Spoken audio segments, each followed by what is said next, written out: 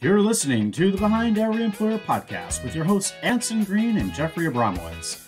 On the Behind Every Employer podcast, we sit down with future-focused employers and innovators who are advancing talent development for the frontline workforce that drives business. These leaders are challenging the status quo of education and training and delivering scalable solutions. Discussions cross the intersections of adult education, digital resiliency, training innovations, and other topics important to the new American workforce. This podcast is being brought to you by the Coalition on Adult Basic Education and sponsored by NGen, a carefree-focused virtual English language platform for organizations and employers working with immigrants and refugees. Listen to the Behind Every Employer podcast on Apple, Google, Spotify, YouTube, and you can find us at coabe.org. And now, here are your hosts, Anson Green and Jeffrey Abramowitz. Hey, Anson, how are you? Hey, I'm doing great. How's it going, Jeff? Good to see you. It's good. Like, it hasn't been that long, you know? I usually, we go gaps between we see each other virtually, but we actually saw each other live recently, and I was all excited to be with you. We were out in Coabe and in Seattle, Washington for the Coabe National Conference, and what a great time we had. It was great catching up with you. Oh man, fantastic! Yeah, we got that great picture too. We gotta share that picture with the listeners there of you and I finally meeting up together, and it was a great event. So the Coalition on Adult Basic Education, if you're new to COABE, is the kind of really mega conference of adult educators. This year was in Seattle, and it's kind of momentous too because for many folks it was the first time getting together face to face, and the conference was really exciting because they had in-person sessions, all virtual sessions, and then hybrid sessions. And I ended up somehow in 8 different sessions, and so I got a taste of each one of those formats, and that was pretty wild and crazy, and kind of fun to be at an in-person conference and then have to run up to your hotel room to go do a virtual event in the quiet of your hotel room. So real fun there. But what did you pick up from it, man? Yeah, so much. So one of our sponsors of this podcast is NGen, and coming up in the another episode, we did some interviews out there with NGen and their staff, and just we're so excited. But the one thing about COABE is you walk away with some real nuggets of things that you can do in adult education. And I get so inspired by not only the people who are there, but the innovation and the thinking and all the passion that's there for the work that we do. So I was real excited about so much. I walked away with a lot of tidbits, including Tony Moore, who was our keynote speaker, who just did an amazing job, and was in touch with him recently and follow up. So I go back and I suck it all in, write it all down, and say, I got this out of it, got this, got to follow up with him, and her. And that's really what it's all about. I just hope when people leave the conference, any conference, for example, I think when you go to a conference, it should be not just about what you're getting there, but it's what you take back and what you use in the end. So I'm super excited to be here tonight with you again, and really excited about our guest tonight, because I know that Jesse's going to be sharing some nuggets for all of us to have, and I'm really I'm thrilled that he's on and looking forward to our discussion. Yeah, absolutely. He's going to be a great guest. One more thing on COABE I wanted to mention. First off, this was our first coming out party for the Behind Every Employer initiative, as well as the podcast. There are several sessions, as well as a big general session where we discuss this. And then, I've been on this, beating the drum on getting more workplace employer sessions on the conference agenda over the last few years. This year we had several, and I just felt this kind of tipping point where we've kind of got this really different vibe going on in terms of the adult basic education community, bringing employers into the mix. And so I think Behind Every Employer and behindeveryemployer.org, our website, are really great vehicles to start to bring just-in-time information out there, and then the podcast, just get to hear from pros like Jesse. And so let me tell you a little about Jesse. So today we kind of are we got a bro and a pro here with us, and what I mean by that is Jesse's from San Antonio, a San Antonio resident like I am, so he's a bro in San Antonio, and then he's a pro in that Jesse has cut his chops in the podcast world, which we're going to hear more about. So this is going to be an exciting one. He's going to keep us on our game here. We're going to probably come away richer in terms of our craft on the podcast world too. But Jesse, a little bit about him. So he's born and raised on the south side of San Antonio. And, it depends on where you live in San Antonio, but there's a large contingent down there that think that the best tacos in San Antonio come from San Antonio. But this is an area of the city too. Lots of economic development. It's where the Toyota Tundra factory is. The only factory that makes Toyota Tundra trucks in the world down on the south side. Great new universities down there with Texas A&M, and a lot of growth going on the south side.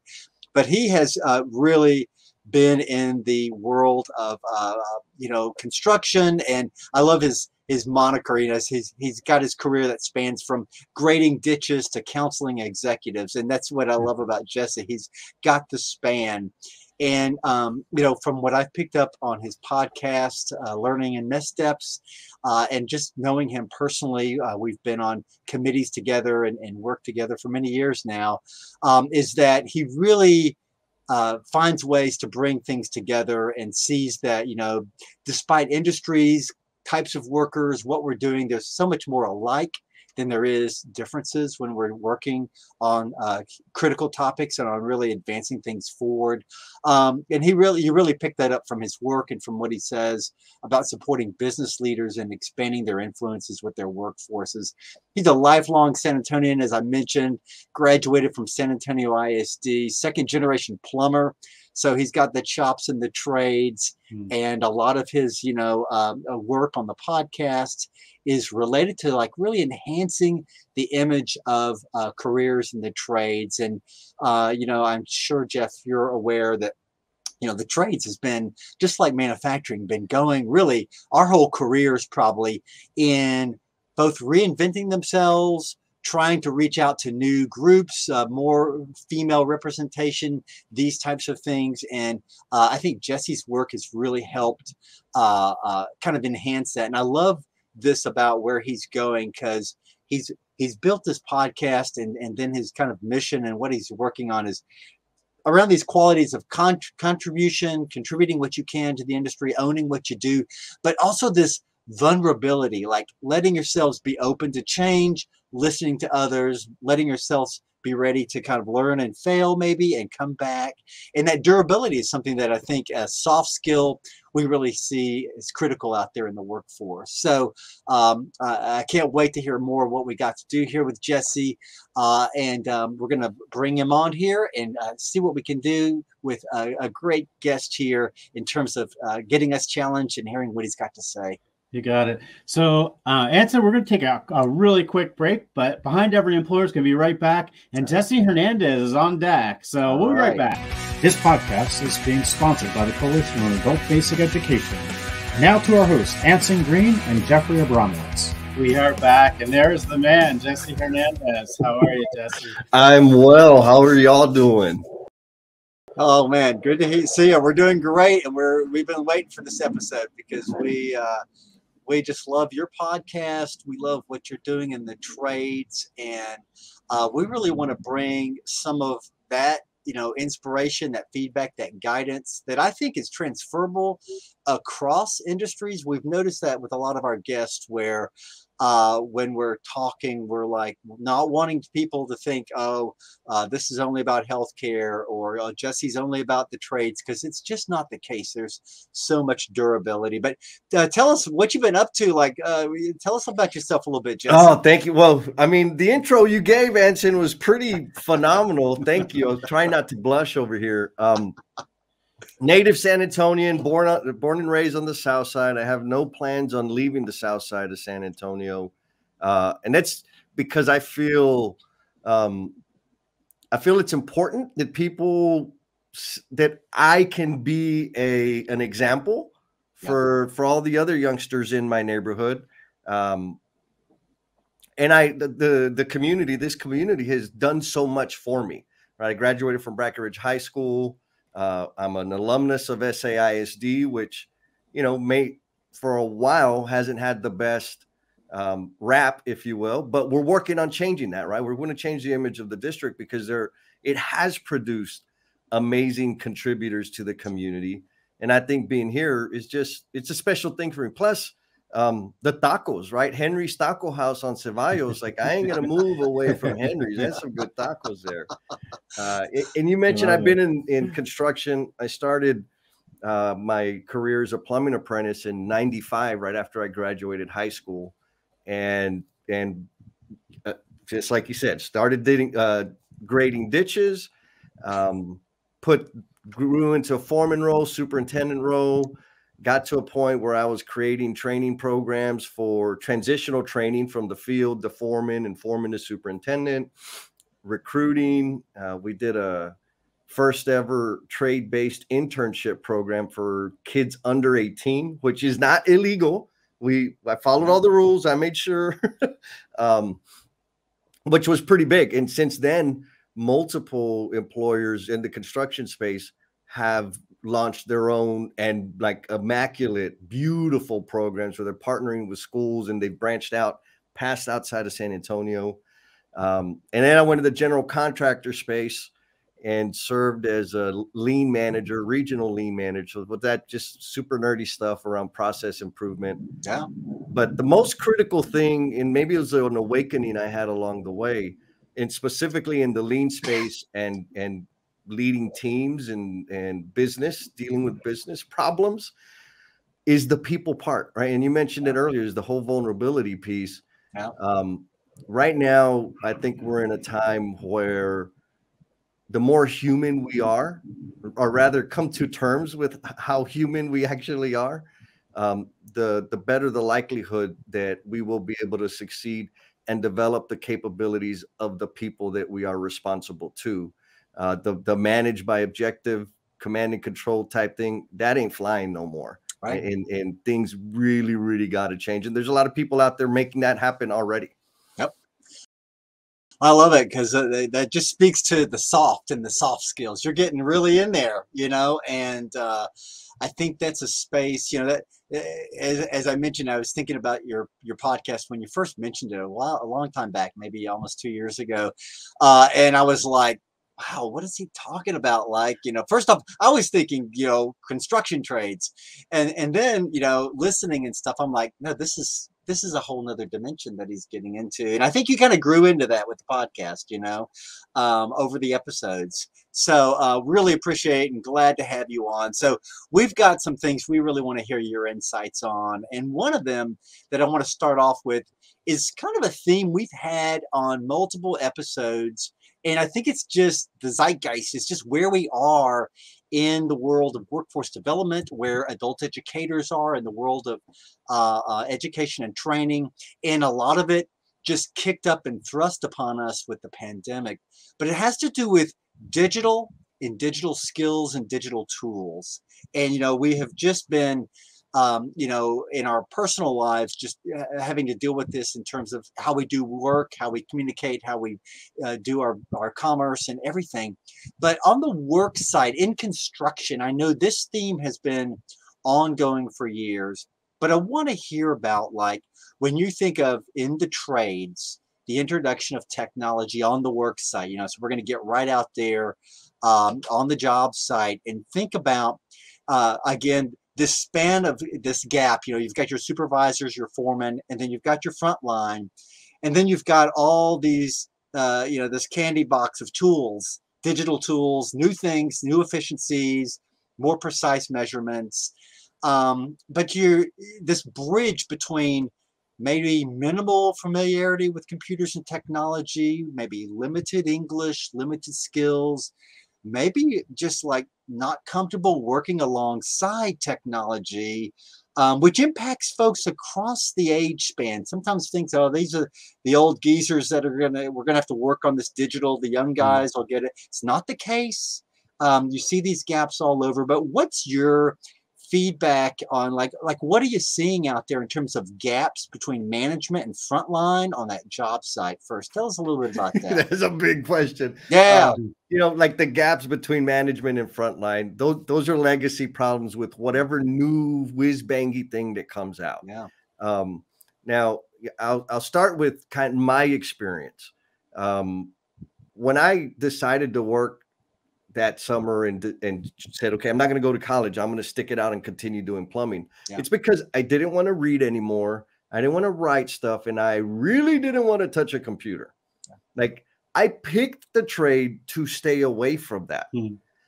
Well, fast forward, here we are. And in like technology is not invading. It is an absolute enhancement. Yeah. It can be. Now, when handled with care, right? We've got to be very respectful and intentional about the deployment of the app or the tool or whatever it is. And so, again, when we rolled out iPad, so this was a while back, they gave us an iPad and they're like, okay, just, you got to log in, create a iTunes account. Like, I don't know what that is. Mm-hmm. Well, you enter your email address. I'm like, I don't have one of those. We'll create one. I don't know how to do that. So there were all these assumptions that the folks that are very exposed to the technology, and they went to all the, the song and dance show, and this app's going to save your life. It's going to make you a lot of money, the ROI, wah, wah, wah. And they said, we got to do this. But they didn't consider where the knowledge base was of the people that were actually going to use it. Right. Like just total disconnect. It's going to be great. They're going to love it.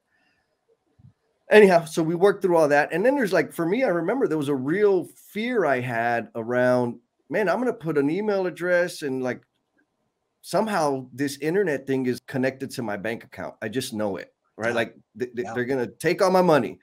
So it was like fundamental exposure or introduction would have minimized the pain. Now everybody has iPads. Everybody's kids has an iPad. We got iPhones. So another thing that happens out in construction is this stuff gets deployed and it's like, well, just download the app. Yeah, sure. On whose phone? Because I have my phone. Are you going to give me a phone? Like, I mean, those are real things that employers take for granted. I get the translation part, right? Because there is a gap. Some people don't speak English or very well. They can communicate, and that's really important. That's really just fundamental. As long as we can communicate and make this building go up, we're going to be good. It doesn't really matter what language we do it in. And so leaders will make an assumption because I have a beautiful tan that I can translate. I cannot translate, right? I mean, I can, but my vocabulary, my technical vocabulary is horrible. And I'm not going to do an appropriate job in communicating that to the individual that's going to be using it that speaks Spanish primarily. Yep. Another thing, and this is on the developer end of whatever thing it is, it's fancy. They're going to make some money. They're going to get a subscription or licensing fee or whatever. And then they do a train the trainer thing, right? And they train one or two people within the organization to be, the carrier of the torch. Yep. Now the organization knows that person is usually triple stacked because you know how they got picked to be the champion? Because they get picked to do everything else and they make things happen. Right. So their day's already stressed. They've got multiple responsibilities. And because we're geniuses, we say, let's give them another one. Great. However, now they've got competing agendas, right? Like what's more important and which one do you think is going to get the least attention? Yep. Taking the time and care to walk with people through the use of whatever this thing is. Now, let's say they achieve that and say, you know what, we're going to be very intentional. We're going to take them offline. We're going to schedule it out. Good. And we're going to bring the users into this little training room, right? Where it's nice and air conditioned and all these things. That's also, I think, that's an opportunity to honor the workforce. And rather than bringing them in, why don't we go and use this thing, coach them, teach them how to use it where they're actually going to be using it in the real life space. Right. Well, no, but it's too loud. Oh, no, there's too much going on. Oh, No, You can't but see it in the sunshine. You danger. can't see it in the sunlight. Yeah. You follow me? It's like, come on, it's this cloud of everything's going to be great, but let's go sweat with them for a couple of hours. And it's really not going to be that great. It's an additional, any change, positive change is disruptive. Yeah. Period. Jesse, I just want to take this tape. I want to carry it with me everywhere I go, because there isn't a day that goes by that a software vendor is calling me saying, I got this program for you. I got this program for worksites. I got this program for an employer. And I want to tell them that they shouldn't be talking to me. They should be talking to our frontline workforce, and they should be asking them, does this even make sense to you? Like, can you even use this? Does it make any sense in the field? And they throw these products out there without having the glasses. And it's the first thing I say is, send the product to me. I want to have some frontline workers that I work with. I want them looking at it, and I want them telling me, does this really work, or is this a bunch of nonsense? Because if you can't understand it and use it, like, what good is it? And employers are spending a lot of money on these products. But in the trades especially so, we see it over and over again. It is such an awesome point. And I just wish everyone that's listening out there, if you are an employer and you're about to buy a product, get a team of your frontline workers together, have them sit down and let them test drive the darn thing, right? Because that's really where it's going to happen. Great point. Couldn't agree more. It seems like, and I think that, there's a certain skill set in doing that needs analysis with your workforce, and you see it. We're talking about Jesse and trades right now, but you see this in every sector, in an earlier episode with Jackie Brandt, she talked about deploying electronic health records in, university hospital. And nobody asked the question like, can thousands of, entry level, staff at university hospital actually use this technology and do the data entry and stuff like that. So you see these missteps all the time with technology. And Jeff, like you're saying, like, get the users in the room. Jesse, like you're saying, get it on the work site and use it in the place where it's going to be used, not in a nice air conditioned, a break room or conference room. It's the lure of technology, I think. And there's no doubt it brings efficiencies. There's great stuff out there, but I think we all have different perspectives of how we've seen it misused. It's that needs analysis, getting it out there. Jesse, can you think of good examples of what leaders do to introduce it well? Like, what have you seen that work? Yes. Yeah, Absolutely. So I've seen folks be extremely patient and extremely selective about where they were going to pilot the first run of whatever it was. Right. And they were patient, right? Like, it was, let's give this a shot. Let's try this out. Let's see how this works. This is, we're looking to see if this thing is going to achieve X. Helping people understand the purpose and the value, and specifically the value it means to me. Because if I'm going to be pushing the buttons and carrying the camera on my hard hat or whatever it is, that's extra. That's extra because I didn't have to do that before. So what is it? What am I going to get out of it? And then help me. So describe the value and then help them realize and experience the value. Right. But again, slowly, right? Like, I've been able to see some groups that have a history of knee-jerk reaction and like everything everywhere. Everybody's going to do this, effective immediately, thou shalt. And then they kind of saw the light, right? And said, oh, we need to stop doing that. We're going to start piloting things, and we're going to pick a project team that has their feet under them. They're clicking right along. The client's very happy. The job site morale is off the charts. Let's test there because they have the bandwidth to accommodate a little extra change. We're not going to test it on the job where the client hates us and we're behind schedule and people are quitting because those people are just trying to survive, right? Simple things, but you do that. And then they have the bandwidth so they can play with it and they can figure it out and provide the feedback and say, yep, this is how it worked. This is how it didn't work. let's give it another run. Now, in that situation, the team was super skeptical. They're like, I don't believe you. Like, what mask are you wearing? Like, what are you trying to get out? Because, and this is a real thing, just period in change management. We have history, right? We have baggage. My behavior, my body of work follows me everywhere.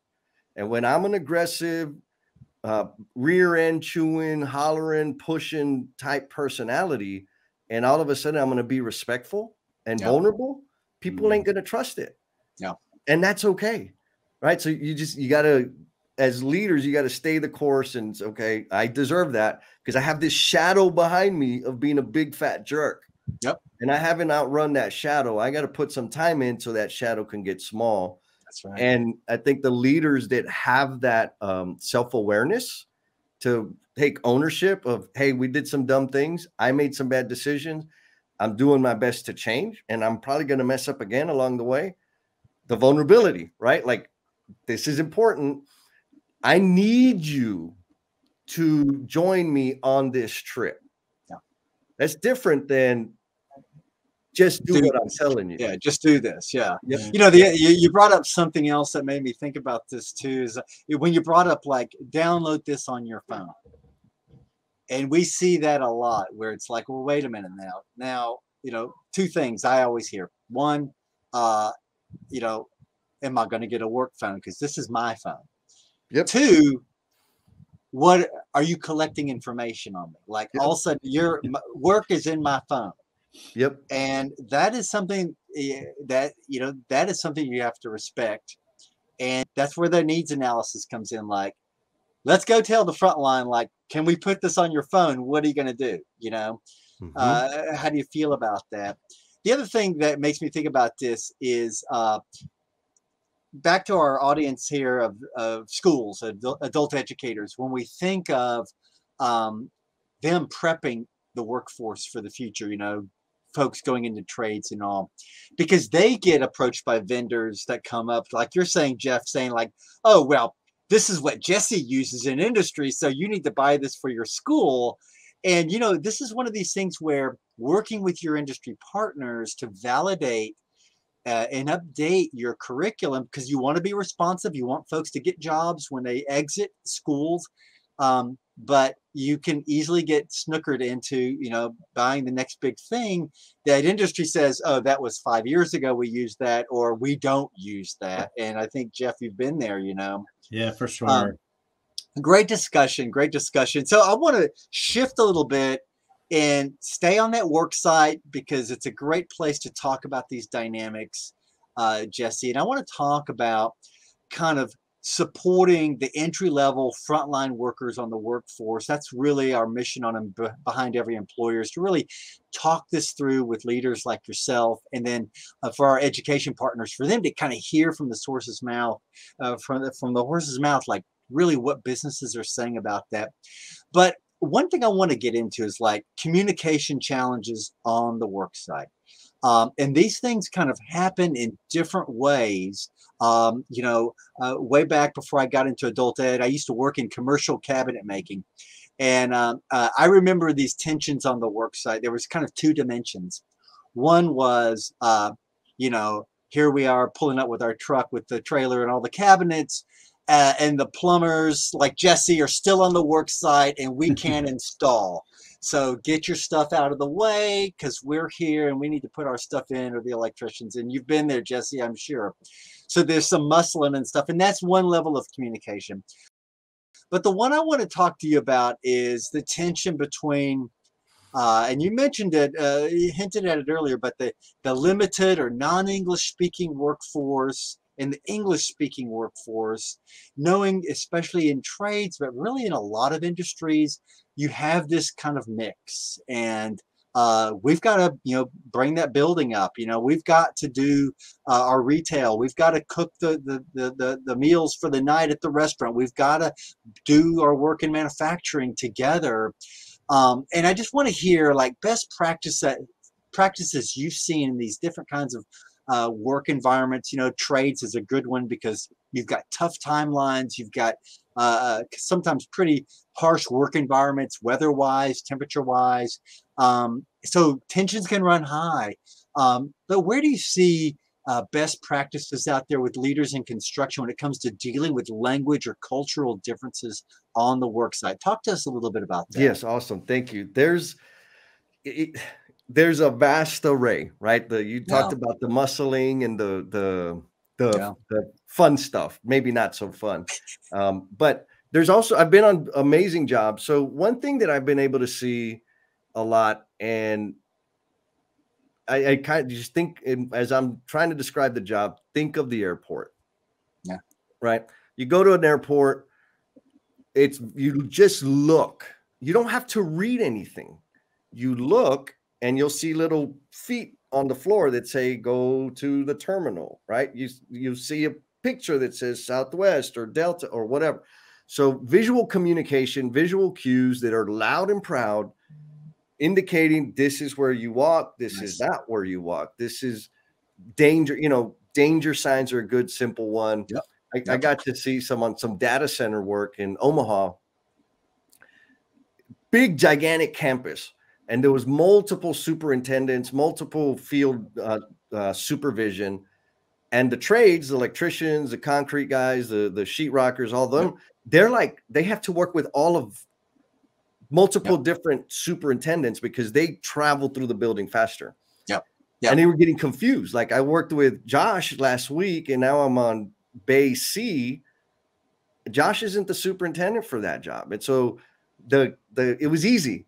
Man, if they would just speak English, like negative. So they said, what if we did that? Got big giant boards, like the size of my whiteboards back here, with the picture, the face of the superintendent of that area with their name and their phone number.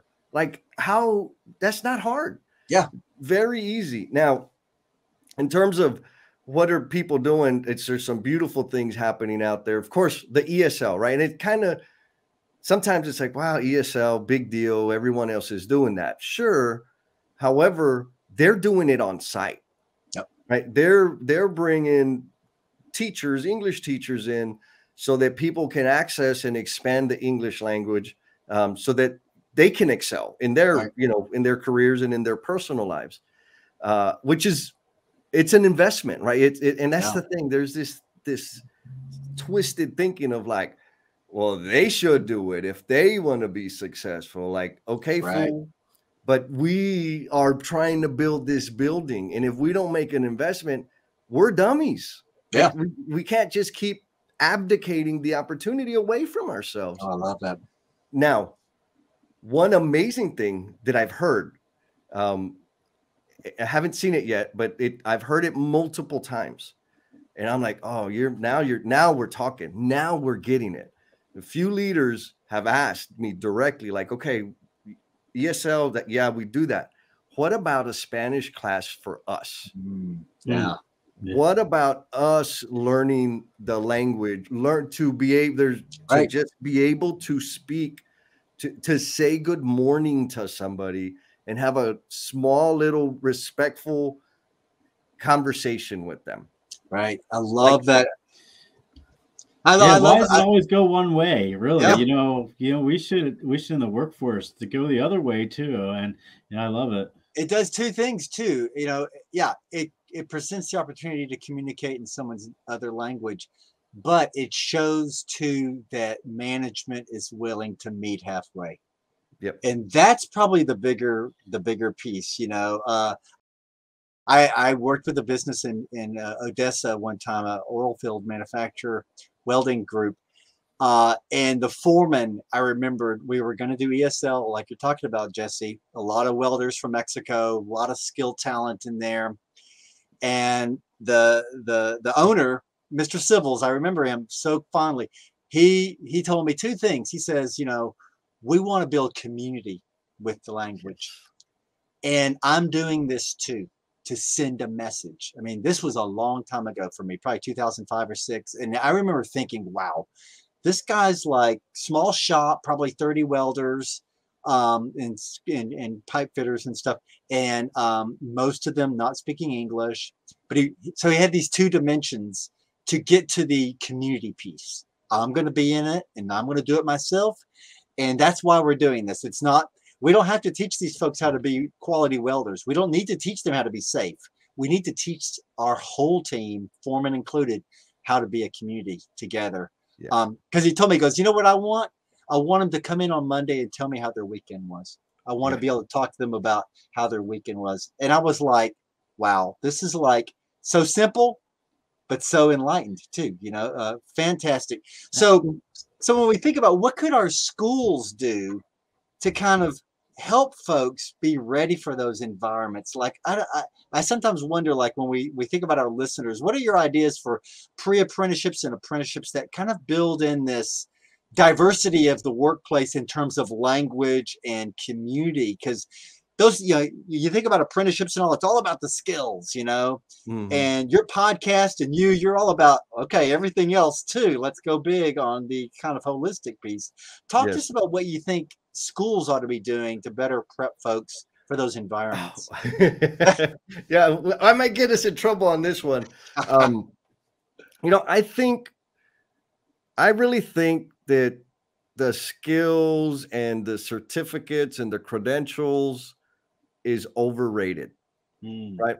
I've got a driver's license. That don't mean I know how to drive worth a damn. Yeah.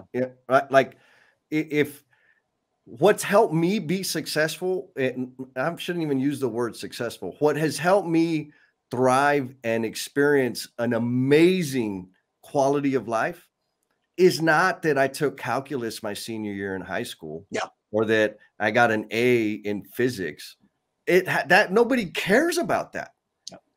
What has helped me is my ability to communicate, my willingness to have conversations, my willingness to do things like the podcast, Learns and Missteps, to try something, mess it up, be willing to take the lashings that come with making mistakes and apply that learning going forward, right? The humility, the forward thinking, the problem solving, and again, the community, like respecting one another, respecting each other. Like I got to respect myself in order to respect you.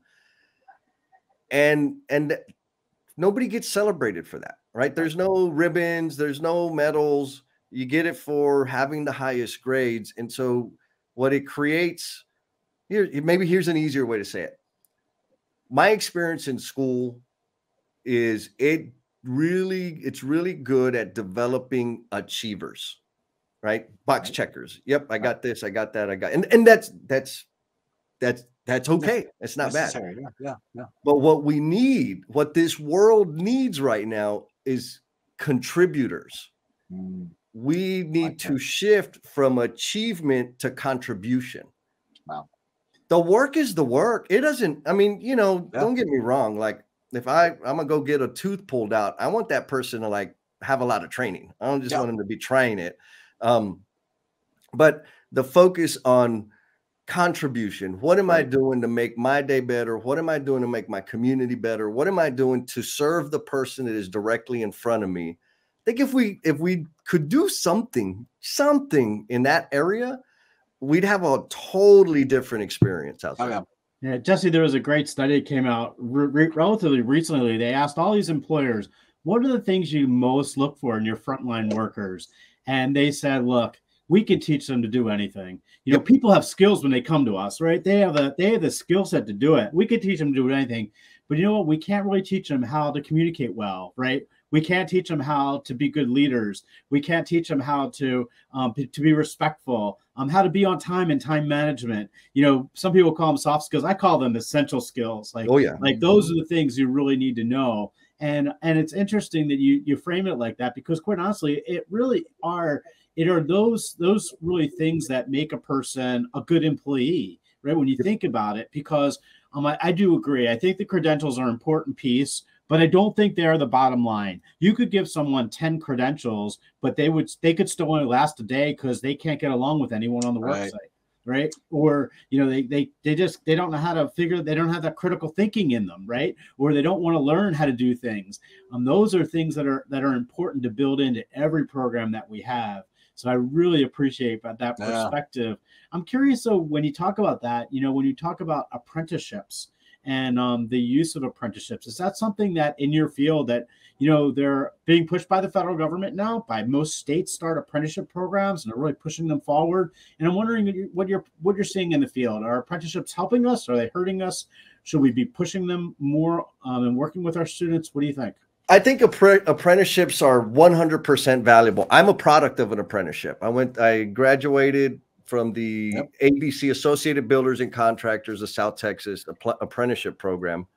And the real value that I got from the apprenticeship program was learning how and why behind what I was doing, right? Like I could hang pipe all day long, and that was only going to get me so far. I started understanding that these systems are designed a specific way. The size of the pipe is the size of the pipe for specific reasons.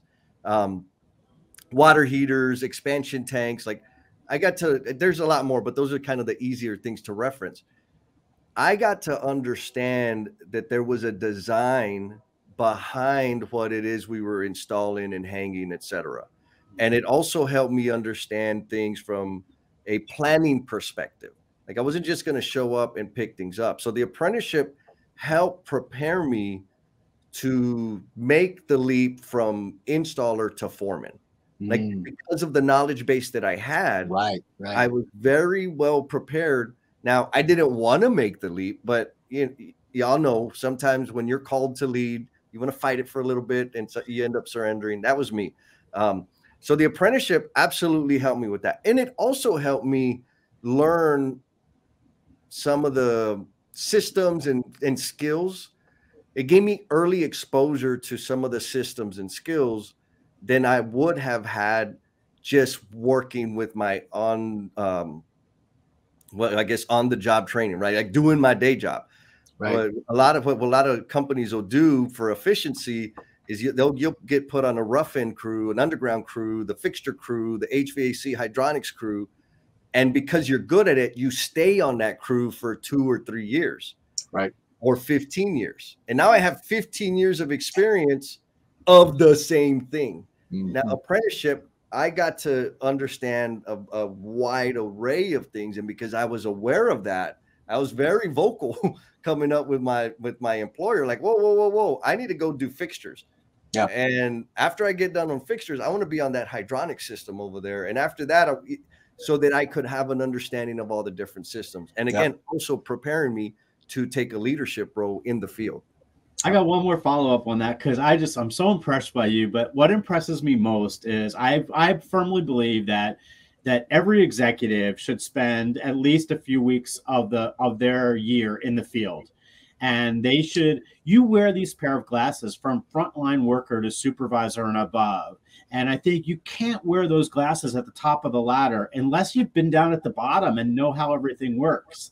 And I love that perspective. And I was wondering if you could just share a little bit about, the glasses that you wear from that perspective as a frontline worker, really seeing it, and how you've kind of managed to evolve, because so many of our students may be watching this and employers will be watching it and say, I want Jesse.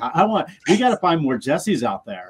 and I'm curious, like, what advice are you going to give employers when they're looking at frontline workers and saying, does this guy have potential? Like, how do I move him into that kind of spot? How do I make him into Jesse? How do they do it? Yeah. Awesome. Well, I'm going to have to charge for that. There'll be a link to my fans only account. No, I'm joking. Where should I start? So I'll start with how, like, I'm very blessed in that I ended up in conditions that were suited for my development. So now journeyman, there were people that I was working under, and I was very fortunate, and several of the journeymen I worked with counseled me expertly. Like, they gave me good direction. And when I mean good direction, it was good information, but they also had the presence to make me do what they told me to do. Yeah. And so finding an apprenticeship program and sticking it out and applying for my card with the state, etc. Then I ended up working with TD Industries, and TD Industries is specifically, they have a servant philosophy of servant leadership. Nice. So they already had a system in place to help develop the leadership capabilities within their people. And they had an interest in really making an investment in the apprenticeship program. So the company was vested and had a system designed to develop people. I got lucky that I landed there because these things were in place. Now, I wasn't, even in high school, my grades were great. I just didn't know how to behave. I didn't know how to sit down. I've been that person to this day. So the company had the organizational patience for me to mature because I was a pain. And so my thing was I get restless. And if things are funky for no reason, I can't tolerate. I just why are we doing it like that? Why is it this way? And if there's a problem, I am compelled to surface that problem. And I've been that way since I was a little kid. Now I've grown to understand it. Yeah, it's nice to say there's a fire, but how about you go get a bucket and help put the fire out, right? So now I understand this, and so I can contribute to the problem solving, etc.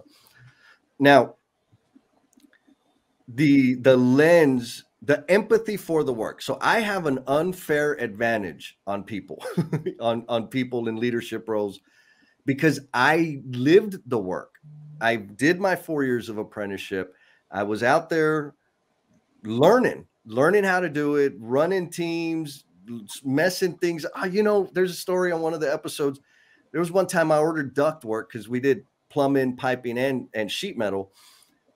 2 20-foot trailers, 40-foot trailers full of duct work. We unloaded it directly off of the trailer into the dumpster because I ordered it wrong.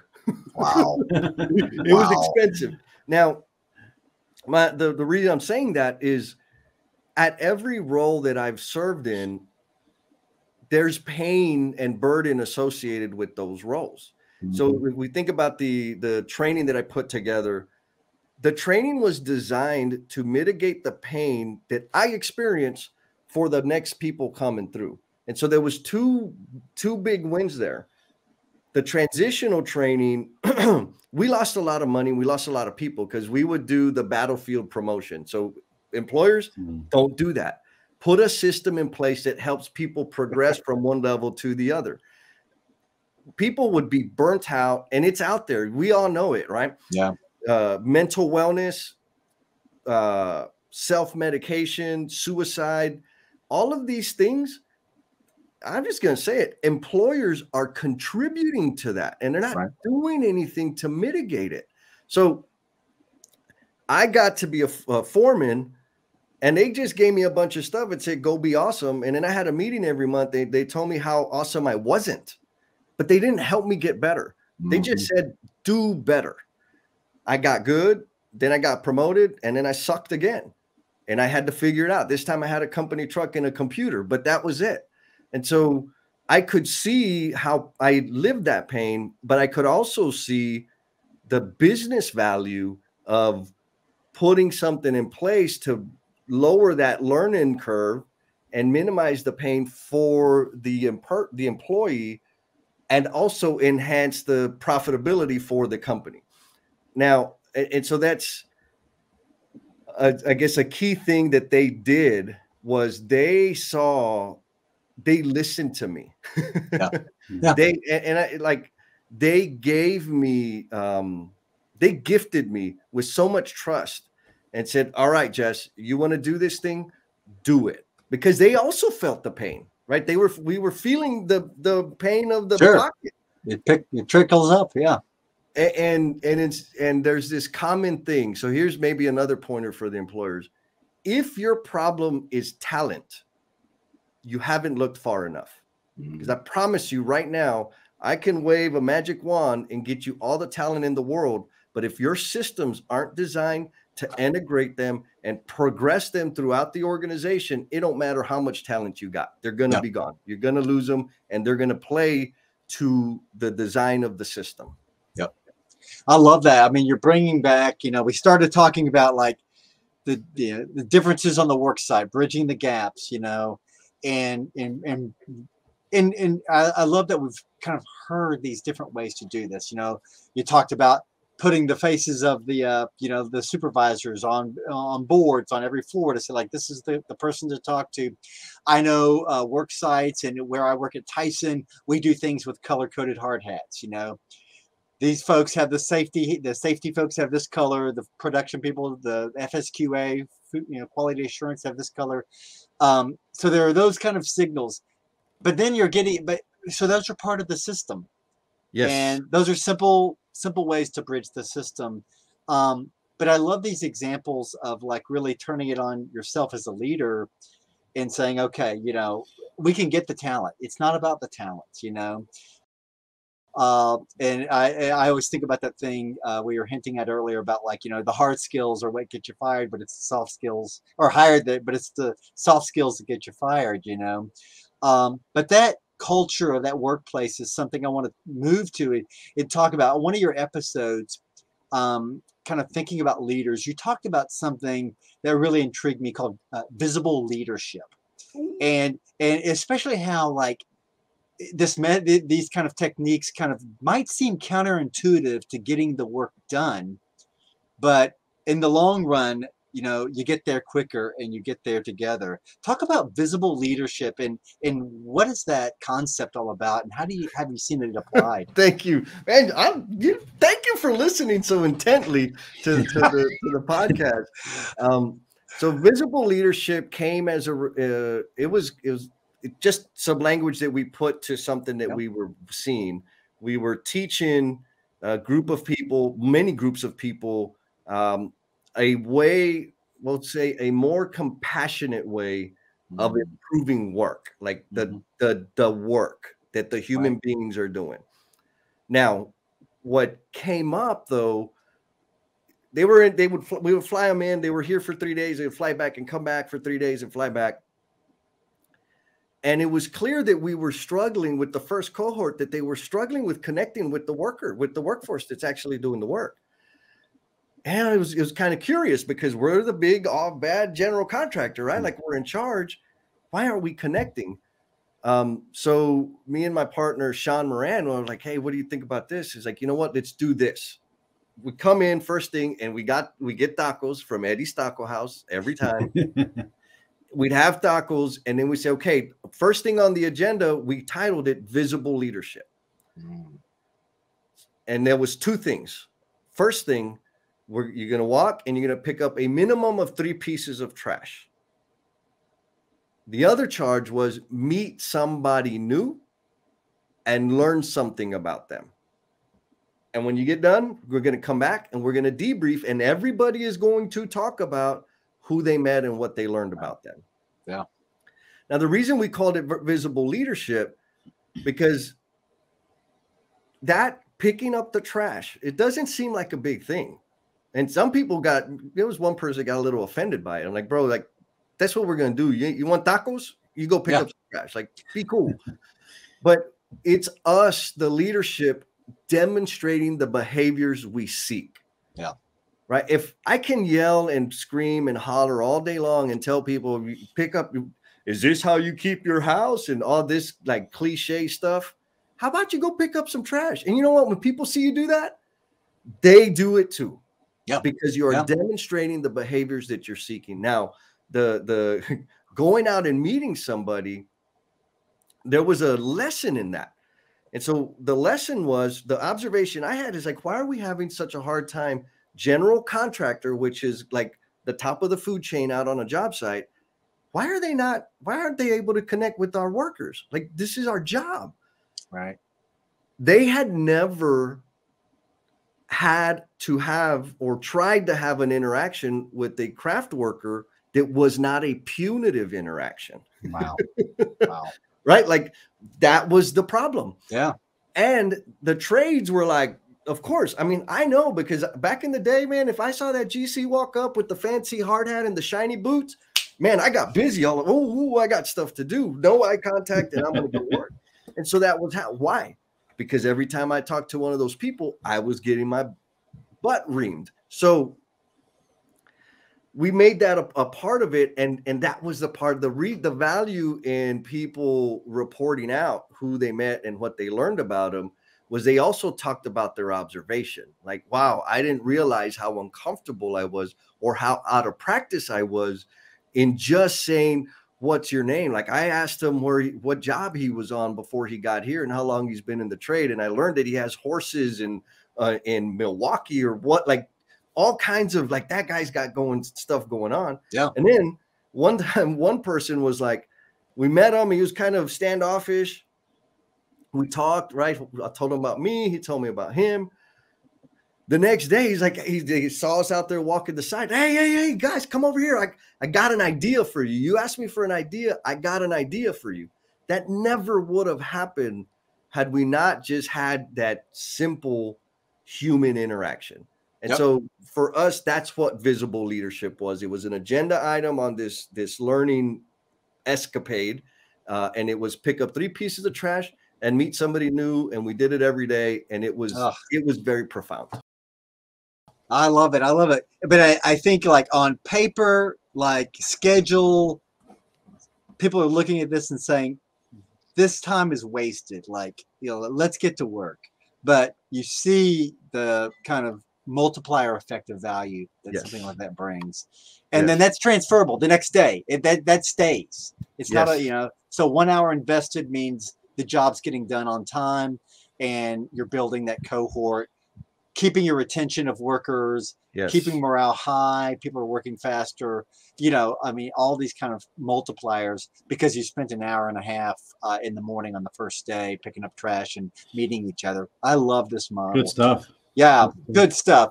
I want to continue this little bit, and it kind of goes to the picking up trash thing, but it's a little bit different. So, I'm listening to your podcast, Jesse, and I got another reference here. So, a recent one was with Edward Rivera from New York City. Edward, the elevator pal. This guy, I love his slogan, build elevators, build escalators, but above all, build each other. And you two talked so much about leadership and building leaders. Here's what I really want to drill into that I thought was a great part of the episode.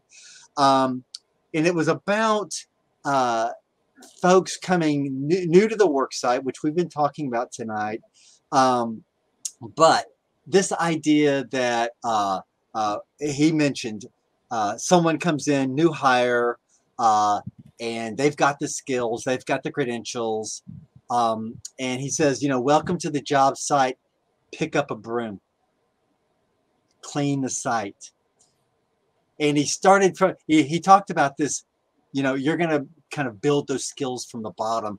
Talk a little bit more about that concept of really, learning the respect of the work site, and finding your way through the nuances, because if you can prep that work site, you can really be more effective in your job. What did you pick up from Edward's kind of discussion there in your contribution? So Ed's point of view, it was perfect because he clearly, and this is another like power skill, he has standards. He has a minimum performance expectation, and he's very clear about what those things are.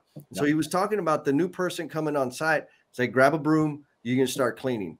And so it's a progressive way of developing an understanding of what the standard is and what the expectation is. Because here's the magic, because he and I didn't get to talk about this, but I know that if I show up on his job and I'm a helper and he tells me to clean, I'm going to clean, because clean is a relative term. I have multiple ex-wives that have told me that. I don't understand what clean is. So I'm going to clean to the degree of my understanding. And Ed's going to say, bro, like, that's not clean. Like, oh, okay, what is clean? And so we're going to get clear on what that expectation is. And now I'll have an understanding of what clean means and the purpose behind it. because a good, clean, organized workspace is a productive and safe workspace.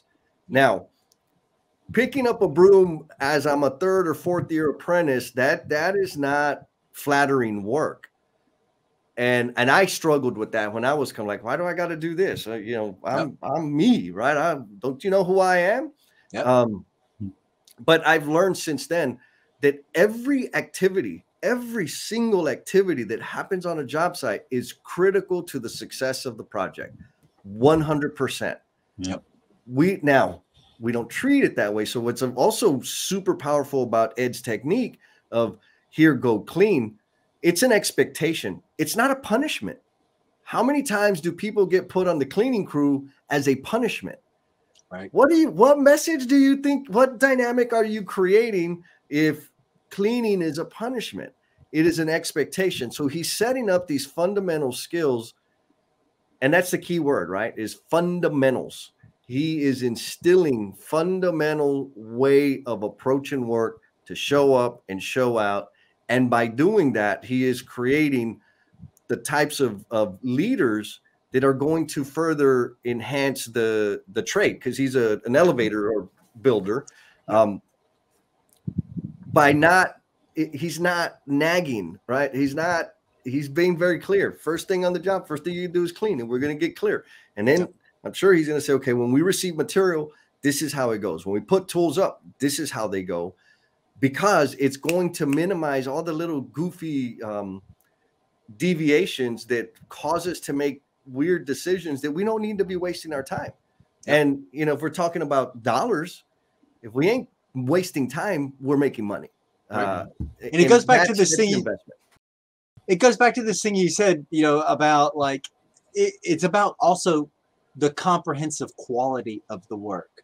Yes. Soup to nuts, from the front, you know, from cleaning up to delivering the elevator in that example, or any example, but it kind of underscores for the hotshot new hire or the 4th year apprentice, like, we're thinking about the full piece here. You know, let's go back to some fundamentals. I got that lesson once from a hospital administrator in San Angelo, Texas.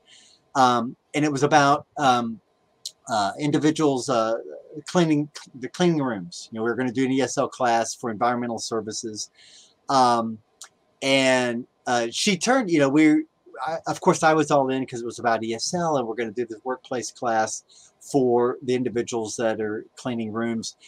But I remember she turned to me and she says, I need to make sure you understand the importance of this. And I'm like, she's got my attention, you know. And she said, if these workers, when we get inspected and they can't explain in English how they clean a room, a patient room, and what chemicals they use, etc., if they can't explain that in English, the hospital accreditation can be threatened. Ooh. Yeah. And so I was like, it's just like, you know, cleaning the worksite. It's like this skill, which maybe the doctors and surgeons think is not valuable, this administrator, or they know it's valuable, but it's not like instrumental. This administrator is saying, this is our biggest threat. You know, this ESL class is a game changer because we could lose our accreditation. So but it really shows this is a system. Everyone is valued, and to appreciate those different aspects of things, even if that's not your place when you're starting the job, but to see the value of it, I think that's a great message. What I'm thinking about with our schools, and maybe you've got some thoughts on this, because when we talk about those employability skills, which we've talked about a few times, we also talk about leadership in there. But the thing that I think gets not talked about enough is followership. And, you know, how do we teach followership and the value of that? Because you can't really be a good leader unless you're a good follower also. What's your thoughts on that followership as like this skill that could be taught? I find it's not just about obedience. You know, there's some other qualities there. Anything you can say about that? When I was recruiting interns or high school grads to come work for TD, what I would get was the straight A students, right? Because the people on campus, like, oh, you know, they bring me, like, okay, cool, come on, let's go. We can go to work. Those people were leaders, right? So stay with me. This is a little controversial. They were leaders on campus, leaders within the school. Yeah. When they came out to the job site, they failed miserably because they couldn't make a decision. They were afraid to make a mistake. They needed direction. They needed to be told what to do. So the next year I went back and said, okay, I don't want any of your honor roll kids. Give me the kids that are in trouble, that push back, that challenge. And as long as they were in band, ROTC, athletics, pep squad, like I don't care what it was, but something that required them to work in a team and be on campus before their peers and or after their peers. Yeah. Right. What was the primary difference? So the straight A student, those kids, and I was one of those, like until like 7th grade, and then I stopped doing that. I was a straight A student and loved by my teachers and dubbed a leader because I was compliant. Yeah. And so if that's what I'm being, and I've seen this out in the workspace, we reward compliance. And what do we reward compliance with? Leadership. And so what does that do? It tells the new leader, people must be compliant. Right. And so you have this really jacked up situation. The reason the other kids were special was because not just because they were non-compliant or non-conformist, but they weren't afraid to mess up. They weren't afraid to try. They didn't need to be told what to do because you know what? They've been figuring their way out for a long time. And so they were able to come out and do this thing. Now, those group of kids, because I ended up being one of those kids, right? Like trouble and figured things out the hard way. Whenever I have to lead, I'm going to lead.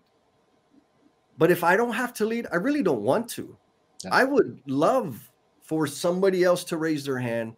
I love when somebody else wants to answer every question because then I get to chill, right? And so the followership, now I'm not just going to follow any fool, right? I'm going to be very selective about who my leader is.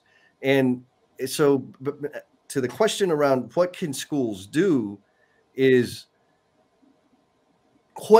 challenge your current thinking around, are you valuing compliance or are you valuing a whole entire human being? Because compliance is easy. That is like first grade. Like I can comply and make you think I care about you if all you value is compliance. But if you want to get all of me, you need to have deeper expectations of human beings in general. Fantastic. Great point. Fantastic. Great point. Jeff, I got one more question here for you, and then we're going to go to our lightning round. And this is about your podcast. So we've talked about it a few times, learnings and missteps. You know, when I first heard you mention this, I thought at the time, like, I mean, I didn't know much about podcasts, but I was like, that's a crazy idea, podcasting construction. Now I know there's a plethora of them out there. And of course, as soon as it came out, I started listening to it. And I really love what you've done with it. And I have to say, you've really inspired me to do Behind Every Employer in this podcast, because I thought, wow, this is a great way to reach people. But I love how you integrate the terminology from the trades, the 5S in relationships, your coffee time at 4 a.m., the no BS tribe, the porta potty talk. I love this stuff. So tell our listeners, about what you're trying to accomplish with learning and missteps, and where do you think that's going in the future here for yourself? Well, I thank you very much for the opportunity to talk about it. So Learnings and Missteps podcast started the September after COVID hit. And because I couldn't go, I mean, Anson, kind of how you and I connected, because I was on campus interacting with students, being involved on the advisory councils and so forth. COVID hit, all of that went away. And I need that. Like, I need to serve. And so I was feeling sorry for myself. And then I said, well, wait a minute. I listened to all kinds of podcasts. And what better way to get to parents, educators, and students than a podcast? Yeah. And I also know that we don't have a great image as trade workers, right? But most people, you talk about construction, they envision heavy, overweight, beer drinking, cussing, spitting, chewing. That's what people envision. They don't envision this specimen that you have in front of you right now, right? And so what also happens is we don't think or consider like the heroic things that these people do day to day. Fernando, he's my third, I think he's episode number 3. So Fernando and Ed, those are like my favorite. Don't tell anybody, but those are my favorite interviews so far. But Fernando, perfect example.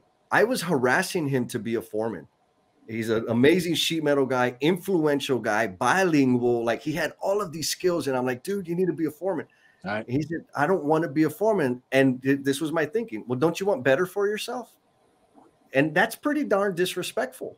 Yeah. I didn't know it at the time. Yeah. What I discovered was he didn't want to be a foreman because he was part of this nonprofit that raises every year. They do a fan drive, they do toy drives, they do food drives for the west side of San Antonio. And if he was a foreman, that would take him away from doing this thing that he loves, serving our community. And I'm like, he's a biker, right? He's got a Harley, he's got the tats, he always has his lokes on, like all the time, even inside the building. So I looked at him and just, I framed him. I knew who he was. And then I discovered there was so much more to him. He's adopted multiple kids, just amazing. Wow. So that's what I want to do with the podcast is introduce everybody to these amazing stories of construction workers. And Renee, my brother, he said it. He's like, the heroes that we're looking for, they're not in Hollywood. Yeah. They're right down the street. They're on the job site. They're on the house. They're driving that service truck. Those people bring you your comfort day to day. Those are the heroes. Go shake a hand. Now, started doing that. Super fun. And then I'm like, well, hey, this kind of social media thing there's some power here. Yeah. And Jennifer Lacey and I had an idea to have a live stream conversation around 5S in relationships. And so she said, okay, you're crazy, but let's do it. And describe 5S for everybody, because not all our listeners are going to know 5S. Yeah. So 5S is a lean tool. I'll describe it as a lean tool, comes from manufacturing. Yep. It's the S's stand for sort, set, shine, standardize, and sustain. The way I understand 5S is it's an amazing system to help surface problems, minimize the chaos, surface problems, so we can use our skills appropriately instead of dealing with disruption. Right. So again, shop floor, manufacturing, job site, 5S, but we're applying it to relationships. Love it. Cool. So we had the conversation. What we saw, and you mentioned it earlier, is we're talking about my experience and her experience in failed relationships and hers as a mother and et cetera. And the audience is responding to that. Mm-hmm. And like they're sharing intimate things in the chat, like on the. I know. I was on that last Saturday morning and I was like, wow, this is really something else, man. Yes. So that here very soon, we're publishing a book on 5S and relationships. It's going to be, the title's Lean in Love. But then we launched No BS with Jen and Jess. And we do live streams every other Saturday at 8 a.m. Central. And that entire conversation is about the human side of business. We talk a lot about construction because that's where we're from. She's in construction, I'm in construction. But the things that we're talking about are human problems. They're not construction problems. And every individual, every company is wrestling with these things that seem to just be rooted around vulnerability and protecting all these defenses that we have in place that keep us from being our full selves. And since then, we've come up with the hashtag No BS tribe, because there's more and more people that are contributing to the conversation and connecting with each other and lifting each other up and building each other. Steve Martin, we met him through the live streams. Yep. He wrote a song, and in 2 weeks, he wrote a song based on what the conversation was with No BS with Jen and Jess, and he's going to be playing it live in a couple of weeks. Cool. Like, that doesn't Can't wait to hear that. Right? Like, I love it. Because we're being human. So that's the stuff. Well, we love your contributions. We're going to take a break here and go to our lightning round. This has been great, Jesse. So get ready to give our audience a charge here. We'll be right back behind every employer.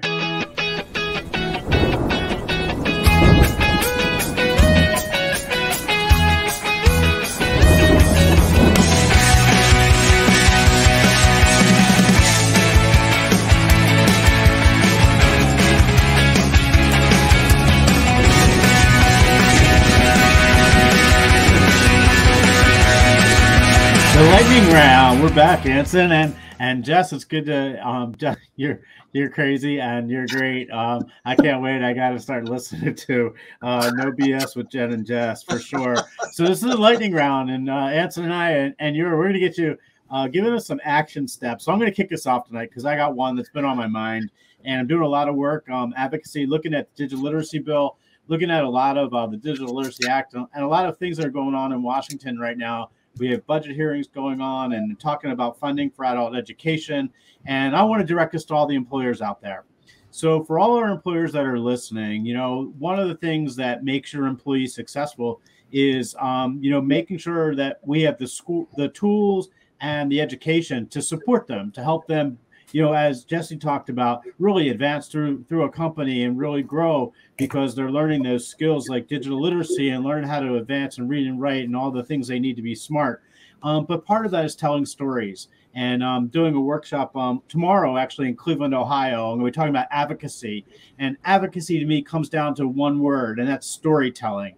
So employers are out there. When you have a success story and you have somebody that's really kicking it in your employment, you got to get out there and start telling their story. You got to share with the public and legislators and your local congressman, your local mayor. You can share with the lady on the corner. I mean, everyone needs to know how awesome people are when they not only do they get smarter, but they achieve and they work hard in your company and get better at what they're doing to become successful. So advocacy is about storytelling. I encourage everybody out there, tell a story. If you hear somebody that's done something great, share it, get it out there, because that's what's going to end up changing the world, those stories. There you go. Love it, man. I the one I have tonight is for the educators out there, our adult educators and others. And it has to do with asking yourself, how are you supporting students as leaders and followers in your classroom? A lot of times, especially in adult education, we're working with folks that are coming back for a second chance to get those skills. And we need to also be working on helping them thrive and survive out there in the workforce. And that means being good leaders and learning leadership, but it also means being good followers. And those are sometimes when we're doing the 3 R's, reading, writing, math, arithmetic, adding the digital in there, but we're not sometimes focusing enough on how are we building students as leaders. I know COABE has got some great efforts on that, but I think it's something we really need to focus on as part of our trade and part of what we're doing in the classroom. So Jesse, what's your charge to the group tonight? And let us know where you're coming from. Yeah, so my charge, we got a preview of it earlier in the conversation, is go out to the workspace and meet somebody you don't know and learn something about them. Love it. Do it. I'm going to be easy on them. You only got to do it once a week. Go meet somebody new, learn something about them, and don't talk about work. Yep. That's it. Good stuff. Ah, love it. Great stuff. Well, you've been just inspirational and fun. Jesse, we go back, and you knew me as a state director with my suit and everything. You survived that, he was on our state advisory committee. And, I'm so glad when I can personally kind of keep a thread going with someone so special from my hometown here. I'm asking myself, how come we're not getting tacos more often together or ever? Let's do this, So Jeff, thanks for the great event tonight and the work we've put into this. Great guests coming. We've got a full slate of new folks coming down that are going to bring some different dynamics to the podcast. And I want to thank our listeners for joining on and listening to great inspiration like folks like Jesse Hernandez. So thank you for the great banter tonight, guys. Good stuff. So you've been listening to Behind Every Employer podcast, and we'll see you on the next episode. Take care, everybody. You've been listening to the Behind Every Employer podcast with Anson Green and Jeffrey Abramowitz. This podcast is sponsored by the Coalition on Adult Basic Education. Check us out on coaid.org, on the COAID YouTube channel, on Spotify, Facebook, or Instagram.